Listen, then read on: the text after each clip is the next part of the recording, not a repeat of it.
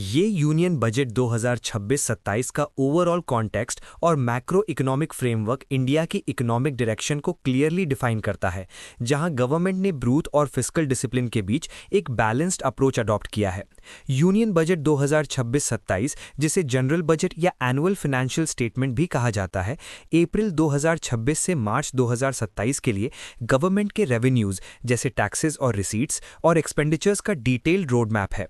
इस बजट का core theme है ग्रोथ के साथ prudence, infrastructure led expansion, strategic reforms और ग्लोबल इकोनॉमिक अनसर्टेनिटी के बीच इंडिया की इकोनॉमी को रेजिलिएंट बनाना। इंडिया अभी भी दुनिया की फास्टेस्ट ग्रोइंग लार्ज इकोनॉमीज में से एक बना हुआ है, जहां रियल जीडीपी ग्रोथ एस्टिमेट्स लगभग 7% से 7.4% के बीच बताए जा रहे हैं, जो ग्लोबल स्लोडाउन के कॉन्टेक्स्ट में एक बहुत स्ट्रॉन्ग सिग्नल देता है। इन्फ्लेशन को भी काफ़ी हद तक कंट्रोल में रखा गया है, खासकर फूड प्राइसेस में रीसेंट सॉफ्टनेस की वजह से, जिससे कॉमन सिटीजन्स को रिलीफ मिलता है। फिस्कल स्ट्रैटेजी की बात करें तो एफवाई 2026-27 के लिए टोटल एक्सपेंडिचर लगभग 53.5 लाख करोड़ रुपीस रखा गया है और non debt receipts around 36.5 lakh crore rupees estimate किए गए हैं। फिस्कल डेफिसिट टारगेट जीडीपी का 4.3% सेट किया गया है, जो पिछले साल से थोड़ा कम है। इससे ये क्लियर होता है कि गवर्नमेंट फिस्कल कंसोलिडेशन के पाथ पर चल रही है, लेकिन ग्रोथ को सैक्रिफाइस किए बिना। साथ ही गवर्नमेंट लॉन्ग टर्म में स्ट्रिक्ट फिस्कल डेफिसिट फ्रेमवर्क से धीरे धीरे डेट टू जीडीपी अप्रोच की तरफ शिफ्ट का सिग्नल दे रही है, जहां एस्टिमेटेड पब्लिक डेट लगभग 55.6% के आसपास है। इस बजट के through infrastructure, manufacturing, human capital, energy security और गवर्नेंस रिफॉर्म्स जैसे की प्रायोरिटी एरियाज को क्लियरली हाईलाइट किया गया है। रेवेन्यू और टैक्सेशन मेजर्स की बात करें तो सबसे पहले ये समझना जरूरी है कि इस बजट में इनकम टैक्स स्लैब्स या रेट्स में कोई मेजर चेंज नहीं किया गया है, जो कुछ टैक्स पेयर्स को शायद डिसअपॉइंटिंग लग सकता है। लेकिन गवर्नमेंट का फोकस यहाँ पॉपुलिस्ट टैक्स कट से ज्यादा ईज ऑफ कंप्लायंस और टारगेटेड रिलीफ्स पर रहा है। टैक्स एडमिनिस्ट्रेशन और कंप्लायंस को सिंप्लीफाई करने के लिए काफ़ी इंपॉर्टेंट प्रपोजल्स लाए गए हैं, जैसे कुछ माइनर डिफॉल्ट्स को डीक्रिमिनलाइज करना, टीडीएस टीसीएस कंप्लायंस को सिंप्लीफाई करना, स्मॉल टैक्स पेयर्स के लिए ऑटोमेटेड निल या लो टीडीएस सर्टिफिकेट्स और income tax return revision window को 31 मार्च 2026 तक एक्सटेंड करना। फॉरेन रेमिटेंसेस के केस में भी रिलीफ दिया गया है, जहां ओवरसीज एजुकेशन, मेडिकल और टूर एक्सपेंसेस पर टीसीएस रेट को 2% तक रिड्यूस किया गया है, जो ग्लोबल एक्सपोजर और मोबिलिटी को सस्ता बनाता है।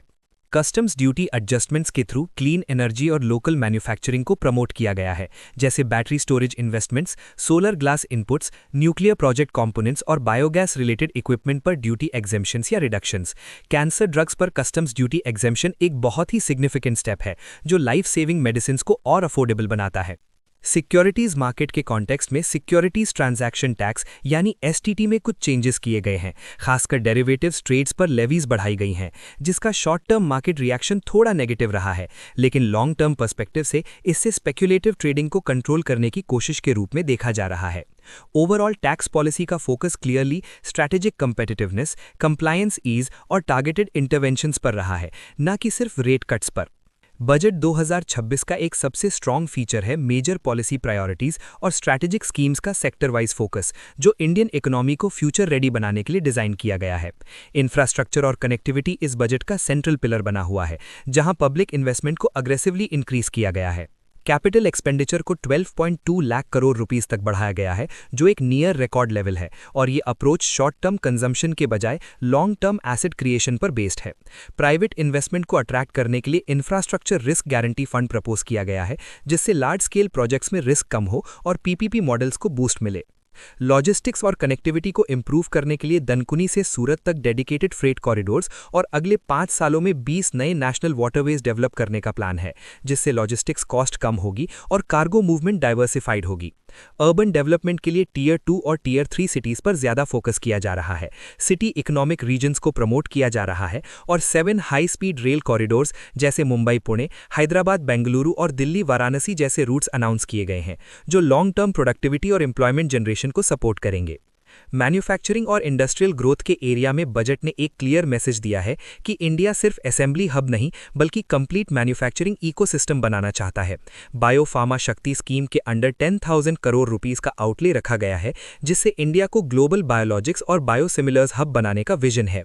इंडिया सेमीकंडक्टर मिशन 2.0 के थ्रू सिर्फ चिप फैब्रिकेशन नहीं बल्कि डिजाइन, मटेरियल्स और सप्लाई चेन रेजिलियंस पर भी फोकस बढ़ाया गया है। इलेक्ट्रॉनिक्स कंपोनेंट्स मैन्युफैक्चरिंग के लिए 40,000 करोड़ रुपीस का enhanced outlay, rare earth corridors के लिए ओडिशा, केरला, आंध्र प्रदेश और तमिलनाडु जैसे स्टेट्स में डेडिकेटेड जोन्स और केमिकल पार्क्स, कंटेनर और टूलिंग स्कीम्स जैसे क्लस्टर बेस्ड इनिशिएटिव्स इस बात को प्रूव करते हैं कि government long term industrial competitiveness पर काम कर रही है। एमएसएमईज के लिए 10,000 करोड़ रुपीस का एसएमई ग्रोथ फंड और चैंपियन एसएमईज का कॉन्सेप्ट इंट्रोड्यूस किया गया है, जिसमें स्केल, क्वालिटी और ग्लोबल मार्केट एक्सेस पर फोकस होगा। साथ ही टीयर 2 और टीयर 3 टाउन्स में स्किल डेवलपमेंट के लिए कॉर्पोरेट कोलैबोरेशन को एनकरेज किया गया है।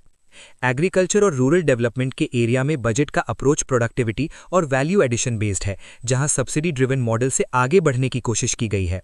500 रिजर्वॉयर्स और अमृत सरोवर्स के इंटीग्रेटेड डेवलपमेंट से वाटर सिक्योरिटी को स्ट्रेंथन किया जाएगा, फिशरीज वैल्यू चेन्स और विमेन लेड एफपीओज को बूस्ट मिलेगा और हाई वैल्यू हॉर्टिकल्चर एक्सपोर्ट्स जैसे कैशू, कोकोनट और कोको को प्रमोट किया जाएगा। भारत विस्तार जैसे एआई बेस्ड इनिशिएटिव्स के थ्रू एग्रीकल्चर प्रोडक्टिविटी को टेक्नोलॉजी ड्रिवन बनाने का विजन है। ह्यूमन कैपिटल डेवलपमेंट के लिए एजुकेशन टू एम्प्लॉयमेंट गैप को ब्रिज करने के लिए एक हाई पावर्ड कमिटी, हेल्थ और वेलनेस सेक्टर में आयुष एजुकेशनल इंस्टीट्यूशंस का एक्सपेंशन, खेलो इंडिया मिशन का साइंस और टेक्नोलॉजी के साथ इंटीग्रेशन और एवीजीसी लैब्स के थ्रू एनिमेशन, गेमिंग और क्रिएटिव इकोनॉमी को बूस्ट करने के प्लान्स रखे गए हैं। जेंडर इक्विटी के लिए स्टेम इंस्टीट्यूशंस में डिस्ट्रिक्ट लेवल गर्ल्स हॉस्टल्स का प्रपोजल एक स्ट्रॉन्ग सोशल सिग्नल देता है। एनर्जी, क्लाइमेट और नेचुरल रिसोर्सेज के एरिया में बजट का फोकस लॉन्ग टर्म सस्टेनेबिलिटी और एनर्जी सिक्योरिटी पर है, जहां 20,000 करोड़ रुपीस का सीसीयूएस आउटले, बैटरी स्टोरेज और ग्रीन टेक्नोलॉजीज के लिए ड्यूटी इंसेंटिव्स, बायोगैस ब्लेंडिंग और रिन्यूएबल फ्यूल्स को सपोर्ट और क्रिटिकल मिनरल्स प्रोसेसिंग जैसे रेयर अर्थ्स पर फोकस किया गया है। सेक्टर वाइज इंपैक्ट देखें तो इंफ्रास्ट्रक्चर और अर्बन डेवलपमेंट से लॉजिस्टिक्स स्ट्रांग होगी और रीजनल बैलेंस इंप्रूव होगा। मैन्युफैक्चरिंग और टेक्नोलॉजी से वैल्यू एडेड प्रोडक्शन और एक्सपोर्ट्स बढ़ेंगे। सर्विसेज और स्किल्स से एम्प्लॉयमेंट जनरेशन को बूस्ट मिलेगा। एग्रीकल्चर से रूरल इनकम्स डाइवर्सिफाई होंगी और एनर्जी इनिशिएटिव से India future green tech supply chains में स्ट्रांग पोजीशन लेगा। मार्केट रिएक्शन मिक्स्ड रहा। डेरिवेटिव्स पर एसटीटी इंक्रीज की वजह से शॉर्ट टर्म प्रेशर दिखा, लेकिन इंफ्रास्ट्रक्चर, डिफेंस और स्ट्रैटेजिक सेक्टर्स को लेकर ऑप्टिमिज्म बना रहा। एनालिस्ट का मानना है कि ये बजट पॉपुलिस्ट कम और स्ट्रक्चरल ज्यादा है, जो लॉन्ग टर्म कंपेटिटिवनेस को प्रायोरिटाइज करता है। स्ट्रैटेजिक टेकअवेज क्लियर हैं: growth with discipline, infrastructure as growth anchor, manufacturing forward strategy, ease of compliance और climate focused long term vision. Conclusion में कहा जा सकता है कि India budget 2026-27 headline tax cut से ज्यादा एक फ्यूचर रेडी रोड मैप है, जो infrastructure, industrial strength, human capital और स्ट्रैटेजिक रेजिलियंस के थ्रू इंडिया को सस्टेनेबल और इंक्लूसिव ग्रोथ के पाथ पर आगे ले जाने का विजन प्रेजेंट करता है। और इसी वजह से ये बजट आने वाले सालों के लिए इंडिया की इकोनॉमिक डायरेक्शन को स्ट्रांगली डिफाइन करता है।